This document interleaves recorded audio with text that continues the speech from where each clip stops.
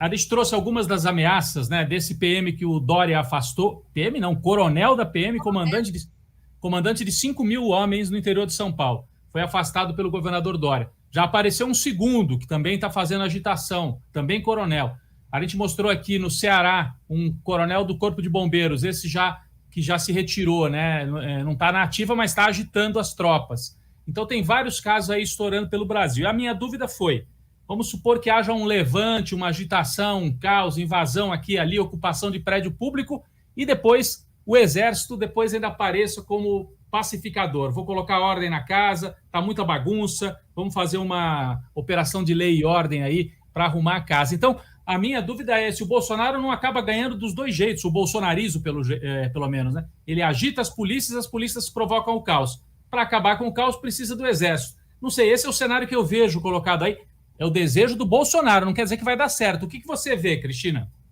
Rodrigo, eu acho que você traçou um cenário bastante possível de acontecer e que tem sinais de que isso sim pode acontecer, que o tumulto ele se daria mais ou menos com esses elementos que você mencionou. E você usou uma palavra que eu acho chave, inclusive, para a gente compreender não só esse momento, como alguns antecedentes que nos trazem até aqui.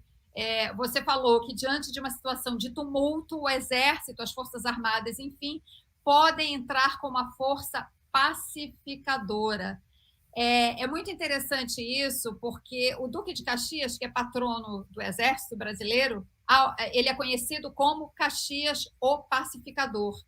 Essa é uma palavra que o Exército, né, e as Forças Armadas têm se apropriado ao longo dos últimos anos, ao longo da história, inclusive, do Exército Brasileiro, até para, digamos assim, mascarar eufemisticamente algumas situações em que o Exército ele foi tudo menos pacificador, né? Ele foi, na verdade, um repressor, ele foi um agente de carnificinas e de massacres, como é o caso da Guerra de Canudos, e tem outros exemplos na história do Brasil. É importante a gente entender a trajetória, eu estou falando do Exército especificamente, porque eu tenho me dedicado a estudar e a entender mais a trajetória do Exército.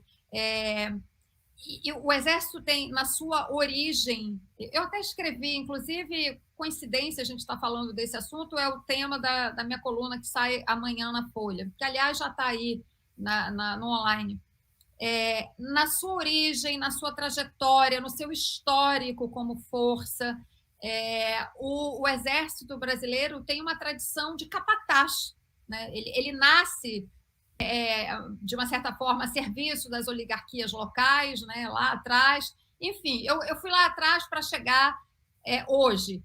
Esse termo, pacificador, vocês vão se lembrar, foi usado aqui no Rio de Janeiro.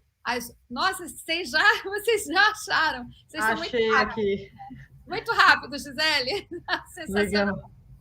Legal. Porque aí eu faço essa reflexão, mas que forças armadas que a gente quer, né? O poder civil, o dia que voltar a assumir o poder, um governo progressista, né? Que eu espero seja em breve, precisa fazer alguma coisa com relação a isso. Mas, enfim, só retomando o fio do raciocínio, aqui no Rio de Janeiro, né, a polícia militar, estamos falando agora não mais de exército, mas de polícia militar, Polícia Civil, na verdade, foi uma ação da Secretaria de Segurança, na época do Sérgio Cabral, né, que ocupou comunidades com as unidades de polícia pacificadoras. Então, o uso das palavras não é à toa, né? Eles têm um encadeamento, eles têm uma linha, né, que nos ajuda a entender.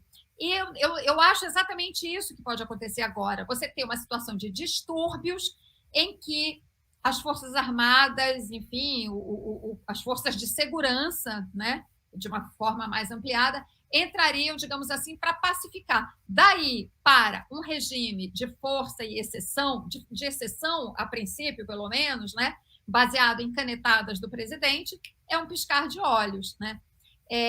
Agora, qual o tamanho desse tumulto que vai acontecer? Né? Qual é a extensão? Ele vai se espalhar pelo Brasil inteiro? Né? Isso depende muito da situação, eu acho, das polícias militares em cada estado. Né? Os governadores certamente devem estar muito, muito preocupados com isso. O que aconteceu em São Paulo é de extrema gravidade.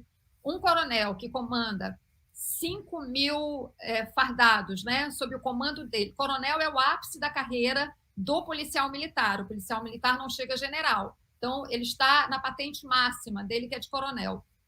Com um comando que é muito importante. Né? Esse comando em que esse personagem está, quer dizer, agora ele foi afastado, é um comando, inclusive, cobiçado por oficiais da Polícia Militar de São Paulo. Eu conversei hoje com um ex-oficial da Polícia Militar que me ajudou a entender um pouco esse movimento. E ele afirma, esse coronel, para ter tido, né, a ousadia de vir a público dizendo o que disse, né, é porque ele se sente amparado, é porque há outros que estão dando suporte a essa atitude. Ele sofreu uma punição, porém uma punição leve, né? Ele deveria passar por uma investigação disciplinar, enfim, o regimento da Polícia Militar certamente deve prever punições para uma infração, digamos assim, como a que ele cometeu, né, uma transgressão, né, melhor dizendo, ao regime de disciplina da Polícia Militar de São Paulo. Ele deveria passar imediatamente para a reserva.